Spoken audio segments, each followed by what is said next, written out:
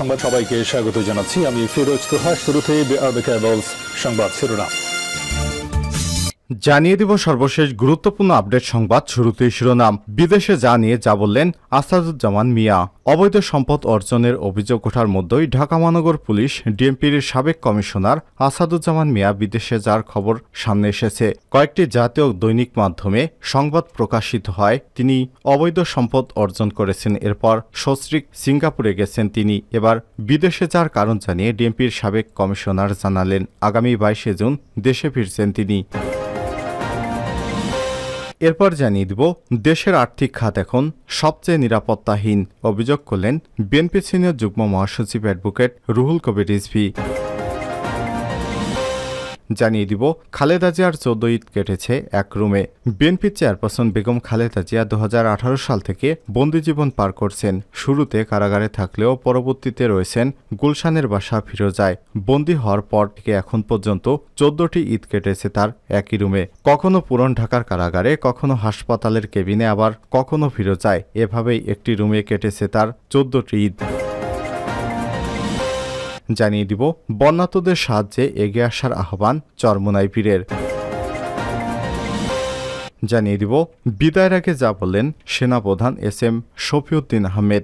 বাংলাদেশ সেনাবাহিনীর চাকরি খুব চ্যালেঞ্জিং, সবসময় দেশের কল্যাণের জন্য প্রস্তুত থাকতে হয় বলে মন্তব্য করেছেন সেনাবাহিনীর প্রধান জেনারেল SM শফিউদ্দিন আহমেদ।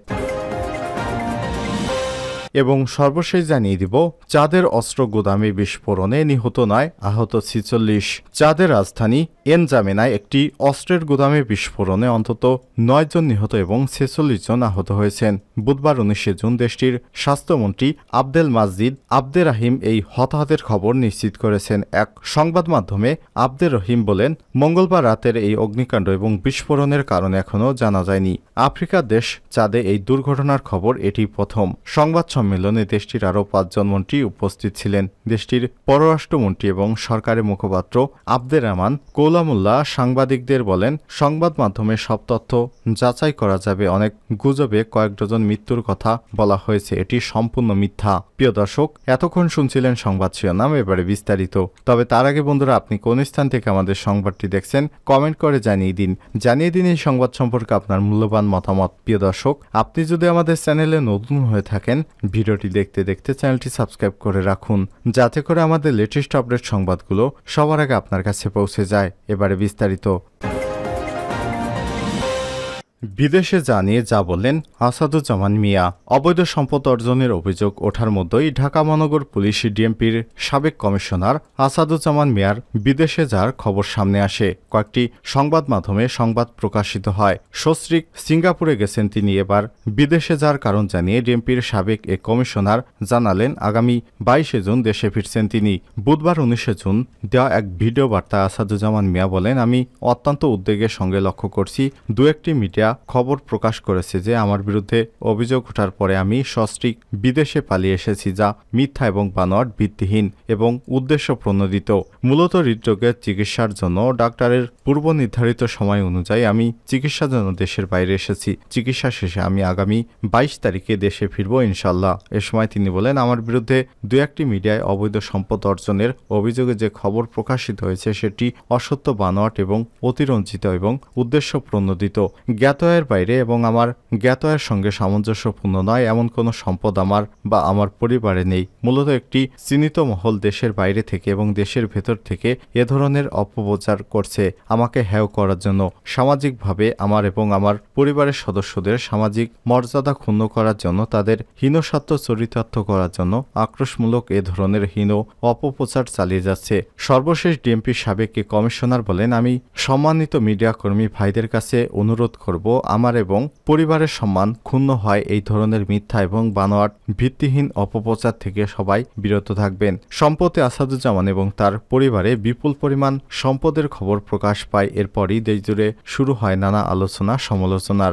দুর্নীতি দমন কমিশন দুদক ঈদুল আজহা ছুটি শেষে তার সম্পদের বিষয়ে অনুসন্ধান কার্যক্রম শুরু করতে পারে।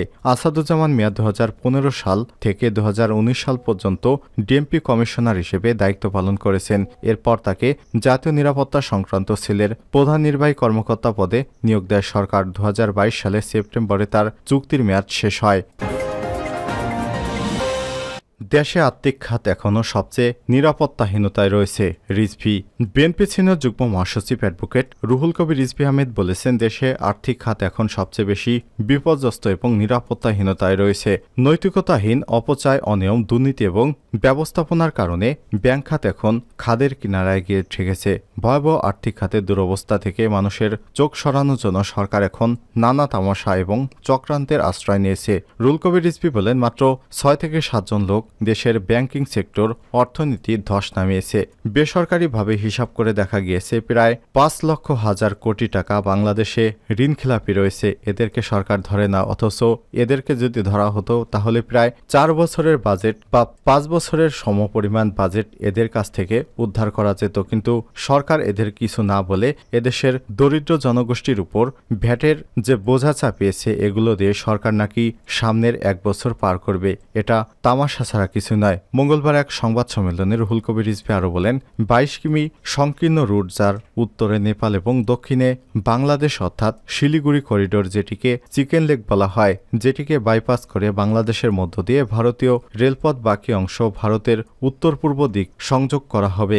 বাংলাদেশের ভেতর দিয়ে ভারতের সামরিক এবং বেসামরিক পরিবহন এবং অস্ত্রশস্ত্র, গোলাবারুদ এসব কিছু যাবে। এগুলো বাংলার মাটি দিয়ে ভারতে অভ্যন্তরে যাবে। এটি আমাদের দেশের সার্বভৌমত্বের জন্য অত্যন্ত ক্ষতিকর বলে মনে করছি। এ সময় তিনি বলেন, প্রতিদিন যেখানে বিএসএফ কর্তৃক বাংলাদেশিদের জীবন যাচ্ছে, যারা বাংলাদেশের মানুষের মানবাধিকার এবং মানবতার তোয়াক্কা করে না, তারাই যদি বাংলাদেশের বুকের উপর দিয়ে সামরিক এবং বেসামরিক পরিবহন উত্তর পূর্ব ভারতের দিকে ধাবিত করে, তাহলে বাংলাদেশের দুর্বল সার্বভৌমত্বের বাকি অংশটাও নিঃশেষ হয়ে যাবে। যারা বাংলাদেশের জনগণের বিরুদ্ধে গণসহিংসতার মনোভাব পোষণ করে, তাদের কাছে বাংলাদেশের সার্বভৌমত্বের চাবি তুলে দেওয়া হবে এই স্থাপনার মাধ্যমে। এতে একটি স্বাধীন এবং সার্বভৌমত্ব দেশের ইন্টেলিজেন্স ব্যবস্থা ভেঙে পড়বে। রুহুল কবির রিজভী আরও বলেন, ব্যাপক বেকারত্ব, চরম মূল্যস্ফীতি, জাতীয় রিজার্ভের ভয়াবহ পতন, কঠিন ডলার সংকট, বিপুল পরিমাণ খেলাপি ঋণ এবং ব্যাংকগুলো খালি হয়ে যাওয়া, জ্বালানির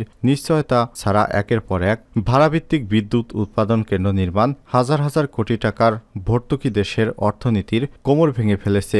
ব্যক্তিগত আয় এবং জীবনযাত্রার মান দিন দিন প্রকট হচ্ছে। দেশের আর্থিক খাত এবং সবচেয়ে বিপর্যস্ত ও নিরাপত্তাহীন, নৈতিকতাহীন অপচয়, অনিয়ম, দুর্নীতি এবং অব্যবস্থাপনার কারণে ব্যাংক খাত এখন খাদের কিনারে। খালেদা জিয়া 14টি ঈদ কেটেছে এক রুমে।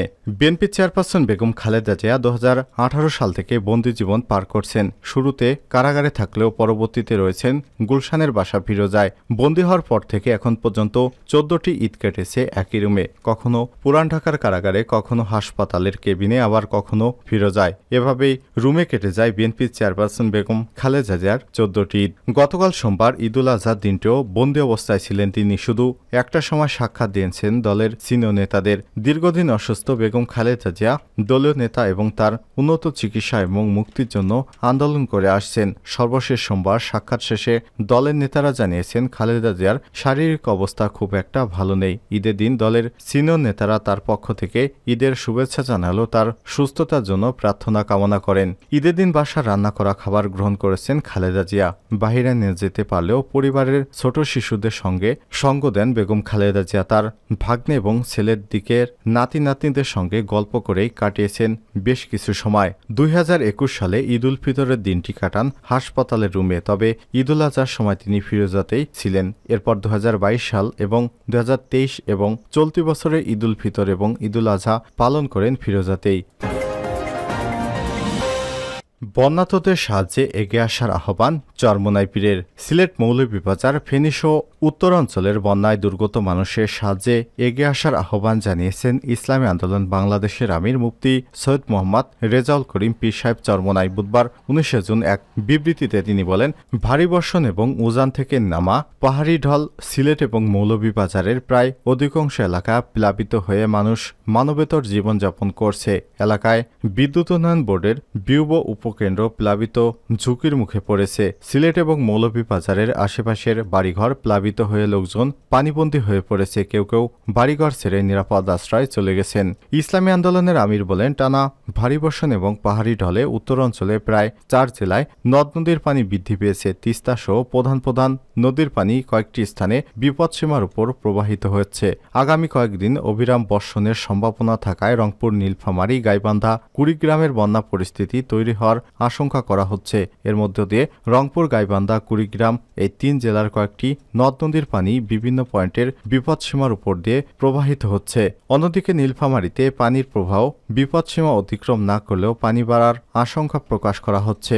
চরমনাইপির আরও বলেন, দেশের ইনসাফপূর্ণ সমাজ ব্যবস্থা প্রতিষ্ঠা না থাকায় মানুষের মৌলিক চাহিদা পূরণ হচ্ছে না। মানুষ অনাহারে অধ্যাহারে থাকায় মানুষের মাঝে ক্ষোভ প্রকাশ পেয়েছে।